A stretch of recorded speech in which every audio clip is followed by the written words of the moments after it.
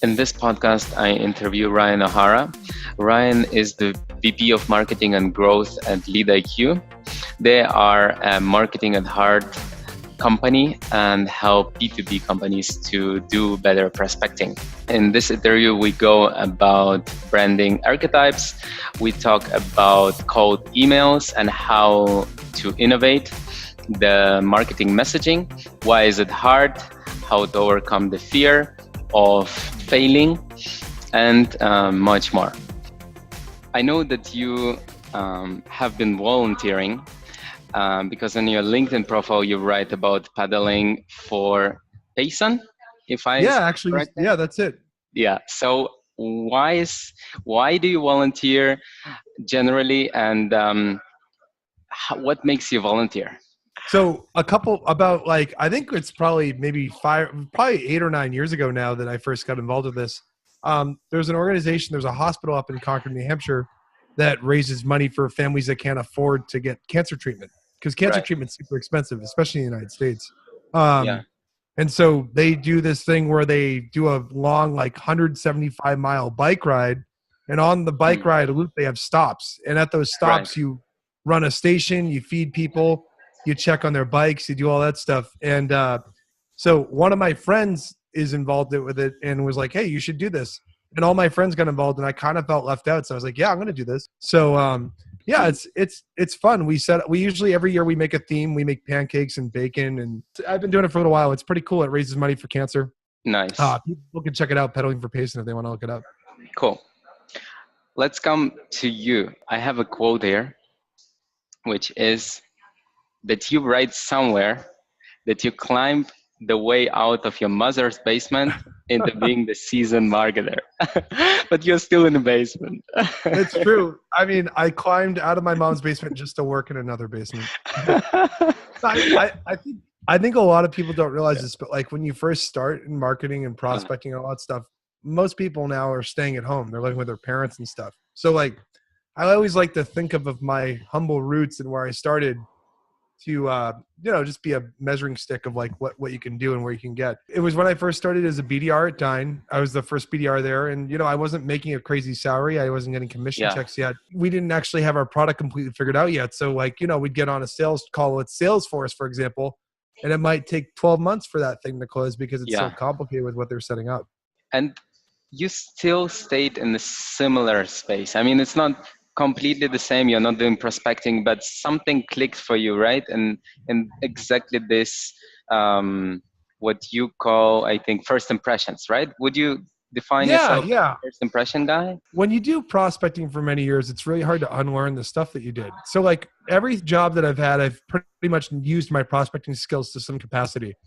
And so saying that, I think when you send a cold email, when you do marketing, when you do a cold call, whatever you're doing, you have to make a good first impression. And I noticed that the principles that I learned with prospecting have now helped me with marketing. Why is it so hard to make a first good impression? Well, I think one of the things that sort of changed is that for years you would meet people and you knew nothing about them. I like to tell this story, just a flashback a little bit.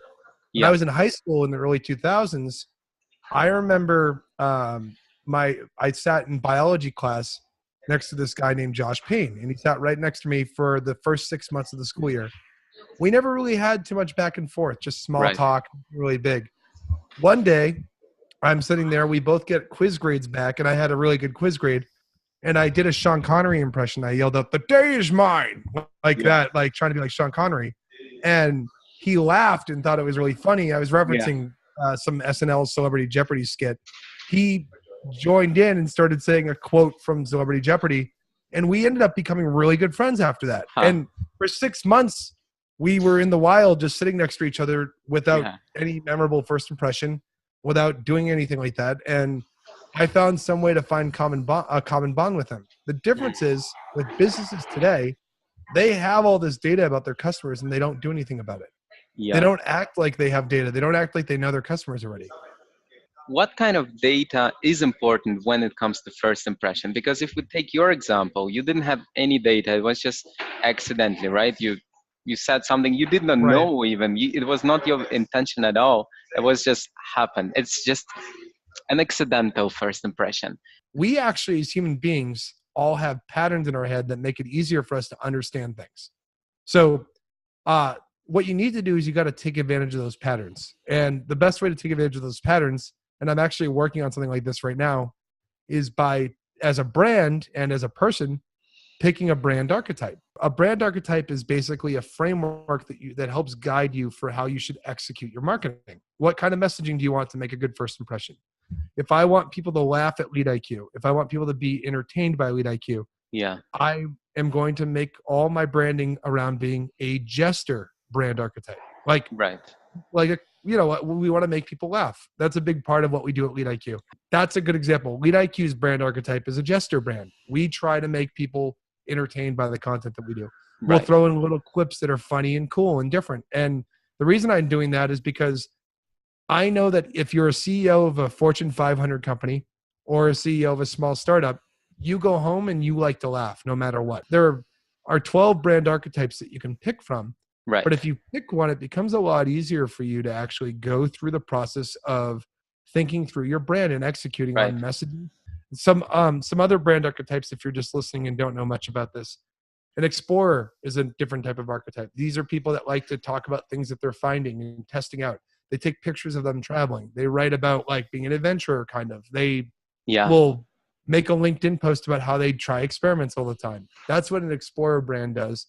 And when you write your cold emails, when you're doing all this stuff, you can use that as a guiding compass on what your messaging is. The idea is that every single one of us is we are all 12 archetypes. It's how we see patterns. I'll give you a good example. If I mention a rebel brand, what brand comes to mind? In the United States, when you think of a rebel brand, it's very hard not to think of Harley Davidson. Right? Yeah. When I want to feel like a rebel, I think of Harley Davidson. That trigger right there gives your brand free awareness, basically, if you're associated with a brand archetype. You need to do this. Like if you go through this exercise, picking one archetype will make it so that triggers will make them associate with you. I'll give you a good example on a prospecting front. There's a guy on my team, Jeremy Levier, that works for us at LeadIQ, and he is a gesture brand too. So like he likes to make people laugh with his prospecting and the stuff he does. There was an email he once did where he recorded a video of him telling dad jokes, like really bad, corny word pun jokes. And he sent it to a prospect. They read the email, watched the video that was in the email, and then emailed him back. And guess what? When Jeremy got on the actual call with the guy, it was way easier to talk to him because he related to him. He's like, I sometimes he didn't say this obviously because people don't work like this, but the guy was saying, man, I say things like this. I think like I like to make people laugh sometimes because we all do. Everybody likes to make people laugh sometimes. If you don't, you have no heart. There are some brands that can kind of slip into two archetypes and get away with it, but it's a lot harder to do. One example I like to think about for that would be like Apple. Like Apple in the 90s was really kind of the foundation of Apple actually started as a rebel brand. So like you can go buy a PC or you could buy an Apple. Like their whole idea is like challenge the status quo, do your own thing. And what ended up happening was Apple started as a rebel brand, but they also do some stuff where like they target creative people. Like they'll make an ad where they show someone making a song on their iPhone or recording a video and then editing it in a GarageBand or in iMovie or whatever. Like they'll do some little stuff like that that's trying to appeal to the creator and everyone. Let me explore another topic with you, which is about the sales pitches. I know that on your Calendly link where people can book meetings with you, you have, let's say, meeting types. And one of the meeting types is about giving feedback on cold emails and, on sales pitches in particular. Yeah, rate my pitch. Yeah. So why do you do it and what did you learn? So the premise behind Rate My Pitch kind of started roughly, it was a couple years ago, it was 4 or 5 years ago. Before I even joined LeadIQ, I was an advisor at a couple of business accelerators. And as I was doing this, people used to ask me, hey, I want to send cold emails. Can you give me feedback on the ones that I'd send? And what ended up happening was I started looking at them and realizing that a lot of people do this thing called the monkey see, monkey do effect, where like I saw this cold email was sent online by one sales rep to me. I'm going to do what he did and send the same email, but change it a little bit about my company. Right. And that's actually the wrong thing to do. You really want to make your emails full of yourself and full of personality, but also personalize it and make it more about the prospect you're going after. And so Yeah. I started giving feedback to them, and I started doing office hours at these places. And when I joined LeadIQ, I came up with an idea to do it online for people. So we will periodically do a rate my pitch. I'll go to a sales team and I'll say, listen, if you demo LeadIQ, which we're targeting sales reps, Yeah. I'll go through your whole team's cold emails with them. The cool part is it creates a lot of close relationships, and I become friends with these people, and the sales team can work them and try and close them afterward. This is a very interesting point where you say people copy from other people, and in marketing, the disruptive things are never just a copy. It's a step ahead. So if we think about the qualities, what qualities one should strive to develop to think this kind of disruptive and differently, and not look at the competition and just what the guy next to you does. One thing that I recommend is when you're making your marketing and sales plans and stuff, you need to wrap it around what your actual customers want. But here's a good golden litmus test. Ask yourself, if my family and friends were coming to this thing that I'm doing, what would they think? Right. Like when you're writing a cold email, ask, if my family or friends were reading this cold email, would they respond or would they jump ship and think this is embarrassing? I wish I never knew this person. Yeah. If you're coming up with, should I put a chat up on my website that will help me with lead gen? If my family and friends comes to my website and gets an IM from me on the right that says, hey, Yeah. you should put your email in, we'll give you 100 free leads. And then I'm embarrassed by that. Yeah. By the language that I wrote, it probably isn't a good idea. Like, be human with the stuff you're actually doing, and you can really innovate. If people would like to learn more about you, Ryan, or LeadIQ, or anything more about marketing, where do they go, and where can they find stuff? I think the best thing probably is you can add me on LinkedIn or go to leadiq.com. We put a lot of cool stuff out on our blog about experiments we try, some stuff we're testing. It's not a bad place to look for this stuff. Cool. Thanks. Yeah, thank you. Thank you for having us. I appreciate it. Yeah. All right, take it easy, man. Okay. Bye. See ya.